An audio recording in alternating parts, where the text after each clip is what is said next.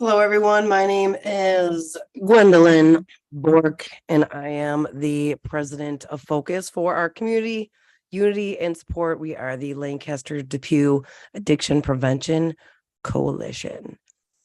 Welcome to our Addiction Prevention 101 series for 2022 going into 2023. And this month, we're talking about cultural capacity. So let me get to our website and then I will show you guys what it's all about. So quick little reminder, our website is forourcommunitytoday.org. And from here is where you'll find on every single page, whether it's this page, the events page, every single page, we have our social media links. So please follow us on Facebook, Instagram, TikTok, Twitter, and YouTube so that we can spread just the awareness of the issues that our youth are dealing with these days and to be equipped and empowered with the data and evidence-based strategies that can more or less mobilize you in your community to assist your teams and help them be drug-free and reduce substance use in your community. Every month from September until June, while school is in session, because we do primarily focus on youth ages really 13 to 18. So we'll say 8th grade into senior year of high school. And so from every September to June, this is what we do. We do this particular series and we focus on the more or less the strategic prevention framework, which is a federal model that has been shown to be effective over a long period of time for community level or population level change. So we could easily focus on the individual, but you only change one person at a time in that way. So when you focus on community level change, that's how you get long-term effect, long-term change, and you can obviously change the youth. You can affect the environment that our youth are in, therefore affecting the youth. So you can go to our events page and you can see our schedule. So last week or in last month, we talked about the strategic prevention framework, gives the overview of really what that is. This month is cultural capacity, how to 1, engage diverse community stakeholders, 2, develop and strengthen a prevention team, and 3, raise awareness, community awareness about the issue. So as you can imagine, each year this is going to be different because although we are applying these particular methods to our strategies and our planning and implementation process, the metrics change, right? The environment changes. So the one thing that I like to talk about really today is just one little thing that we had to put together really at the beginning of 2022 and how that's coming into effect right now in the fall of 2022 and how that one piece really has contributed to another piece here in the fall. So, and what that means for cultural capacity. And what that particular thing is falls under our more tab, research, and our research. So on this page is a wealth of information for anybody who's looking to really kind of dive in and understand really what's affecting our youth in our community these days. And trust me, our area here in Western New York is really not much different than the rest of the United States, much less the world. So feel free to check out these reports. You can download these. And if you're looking for a better understanding on what's happening with our youth, I suggest you really take a look.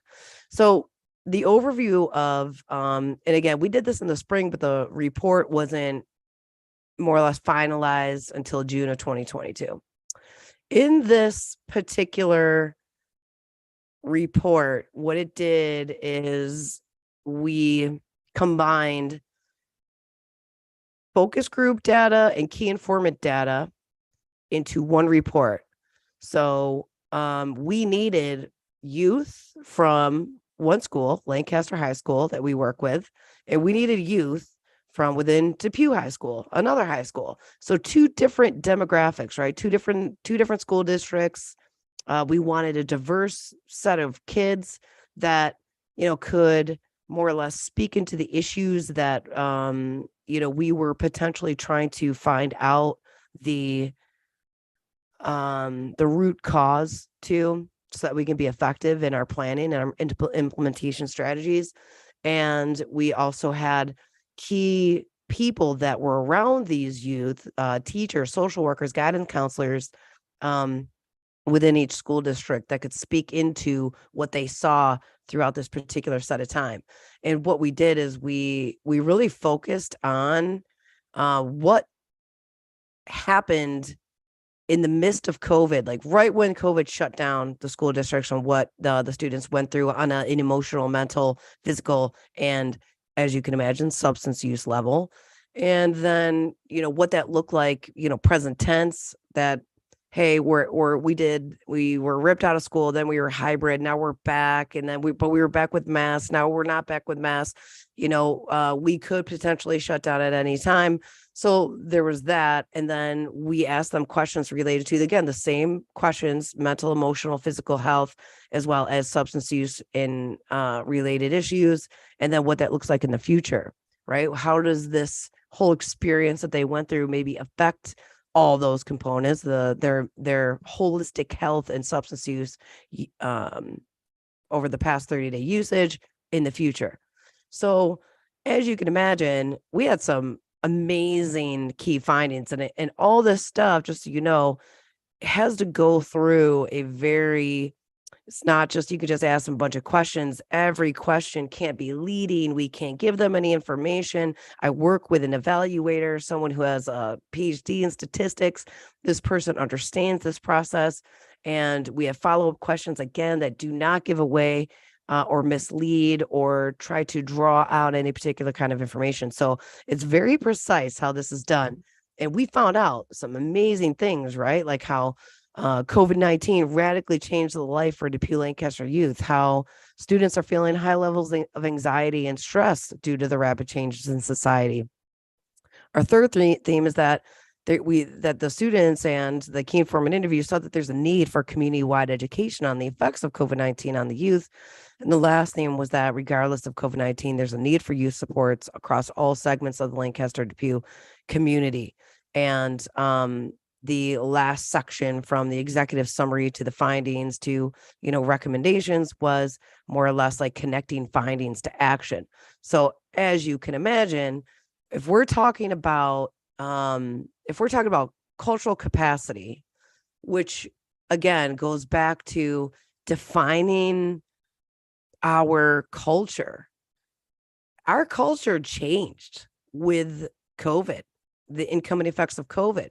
So the culture pre-COVID looked way different than it does right now, which is why us talking about these things on an annual basis makes a difference, because the landscape changes, and we can't be stagnant in thinking that our youth, our demographic that we're looking at, our culture, our community is still stagnant. It's not, it's different. So we have to be willing to adapt and to compromise in the way we do things, the way that we create programming, implement the programming, evaluate our effectiveness.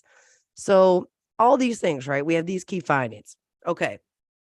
What these youth did is they also told us, like, hey, this is what you should probably do on a community level, a school-wide level, so like education level, what parents could do at home, and the community like at large, right? And there were action items that had to be taken from there. So they suggested particular community supports. They suggested pathways in the other areas, these things that ultimately needed to be taken action, right? So like, let's just say for community supports, they said create a free and anonymous crisis line, especially for teens, or specifically for teens. That happened, actually. Give adults tools and resources to help youth, provide resources in the community for those who are addicted to substances. Select adults who connect with youth to help implement any supports. Adults need to be a specific kind of person to help the youth. Select adults who have been through these struggles to share tips and experiences and take youth concerns seriously. So we get this report. They're saying, all right, let's go back to, cultural capacity and kind of like what we were looking at, how to engage diverse community stakeholders. Who are our stakeholders right now? Right now, what we were looking for in that moment, youth. We were looking for a diverse selection, not just the goody goodies, but the kids on the fringe, the ones that had maybe used some of the services within the school to get them through, that crazy time. We needed to engage also stakeholders that cared about youth, right? The social workers, the guidance counselors within the school. We had to engage mental health counselors. We talked to Spectrum Health. We reached out to one of their crisis counselors is actually on our board. Her name's Deb Labowny. So we reached out to her. Then we reached out to Spectrum Health to say, hey, this funding that you're getting for this not-for-profit that you're running called New York Project Hope, which is offering free emotional support services in the schools. After we saw that data, we're like, how can we get resources into the schools, right? So we had to engage that particular community, which would then strengthen our prevention team. So we have a lot of different people at the table, but we also need parents at the table to strengthen our prevention team. So what did we do throughout the year? We had impact conferences in the spring and in the fall. In these impact conferences, the one that we just did this past month in October, 50 people were in attendance. Obviously, parents were invited. There were parents of parents, grandparents, as you can imagine, to witness a panel of people, very high profile community leaders that are out there making a change in the community for the betterment of our community, having to do with social impact, community impact, environmental impact, and sustainability. But it gave parents an opportunity to understand the data. What does the next generation need? So we talked about the millennials. We talked about Gen Z, the Gen Ys, which are millennials, the Gen Zs, right? The Alpha generation. What are some of the specifics of those generations and the things that they need out of us as parents, out of us as a community? People walked away there with crucial information, wanting to share the slides with, their employees, with other parents. So that was like one little piece of developing and strengthening a prevention team. We had non-for-profits set up tables around the conference center room to be able to showcase what they're doing to help the community, whether it was offering free suits for the victims of the Buffalo shooting where they lost their family members, to Western New York Heroes, Erie County Prevention Council, Horizons. So those are all, like, again, developing a team around not just us, but the inner layers and the outer layers of the needs of our community. And what did we do? We raised awareness about the issue. I mean, if I could just plainly show you, some of the issues that our youth are dealing with right now, it is absolutely heartbreaking to know that these types of things exist. So I'll show you a piece of this presentation so you can get an idea. We talked about this, right? Like, part of our objectives was the priorities of the millennial and the Gen Z generations, what social impact looks like for our community. And we wanted people to walk away inspired, to implement an impact strategy of your own and connect with resources to help you in that process.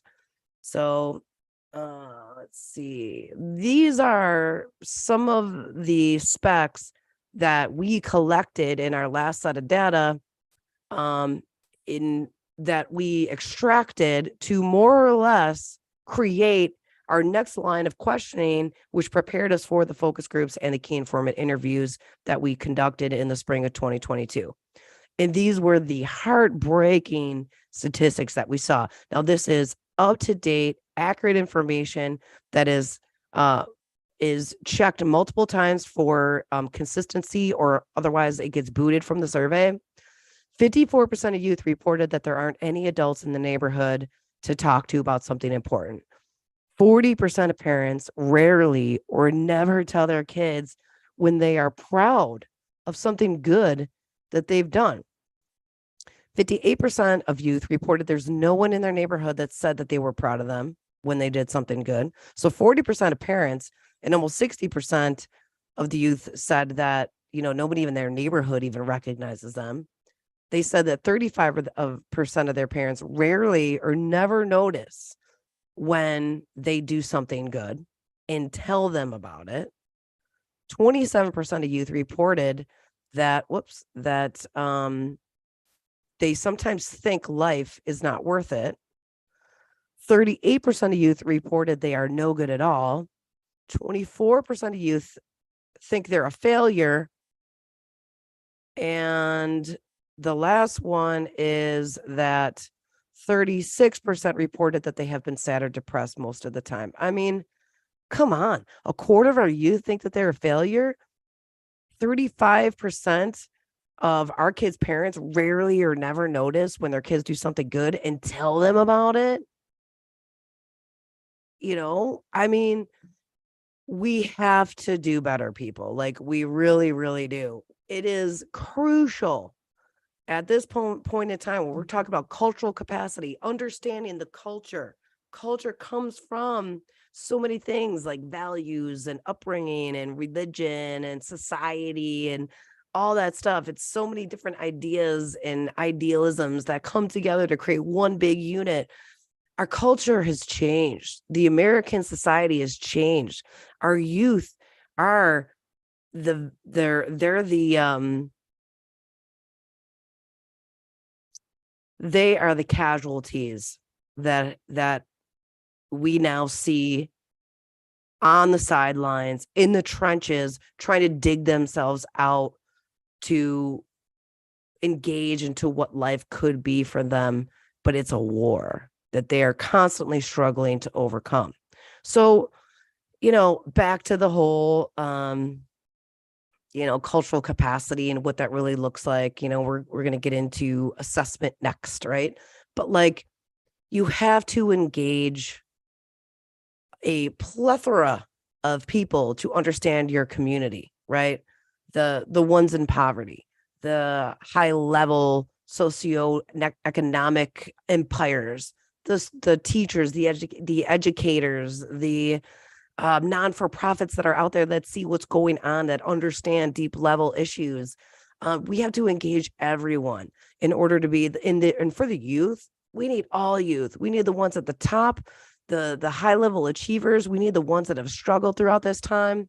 And we need to be able to mobilize a team, strengthen that team, and raise awareness about it. So when it comes to capacity, that is one of the two primary goals for us, being a federally funded coalition, federally funded not-for-profit by the White House Office of Drug Control Policy. We have to constantly keep coming back to the table to engage the youth. We had a youth advisory board before COVID. That changed once COVID happened. We couldn't request even our high achievers to focus on us and our needs because they were barely able to keep their head above water. And that's the reality. That was the reality at that time. So what does that mean? We're going back to capacity, building capacity of the youth sector to engage them. How do we do that? We had to do events, drug-free events, outreach events. We did escape rooms. We did so much stuff. And I know these were probably past ones. We did a mini golf challenge, a little mini golf tournament. We did a New York statewide TikTok takeover talent contest that was all virtual. And the winner was announced at GlowFest, a drug-free music festival at Como Park. anything that we could do to engage our youth. We did an escape room, which it doesn't show up because I already got rid of that flyer, but we did escape rooms at the Galleria Mall throughout the year. So, when we always need people at the table, we need resources, we need people, we need youth, we need parents, especially. So if you're interested in helping us support our youth, empower our youth, build the bridge between them and their future, this is our SOS call. There is nothing like today to get involved, to assist in our youth, and to recognize them when you're out there in the community. When you see them taking your order at Chick-fil-A and they say, hey, it's my pleasure to support you, you're going to say, you know what? Thank you for showing up to work today. Thank you for stepping out there and doing uncomfortable stuff and working with the public and probably mean people sometimes. Or you're going through the checkout aisle at Tops. Ask them, hey, how are you doing? You all right? It's been a crazy couple of years, hasn't it, huh? What are you, junior, senior? You got any plans? What are we thinking? You got a strategy? You don't? That's okay. That's all right. You'll figure it out. Love on them, support them, tell them how proud you are of them for showing up to work that day. Give them love. They need your recognition. When you see them on the street, smile at them. Hey, good to see you. Glad you're doing okay. Recognize them because they're lost. We talk about the silent generation, this lost generation that happened way back in the 1900s. This is the next silent generation that we have to start recognizing so they can go out there and continue to support their ideas of oneness and unity and impact in the world so that they can be our next leaders. So I thank you. Go to 4hourcommunitytoday.org for more information.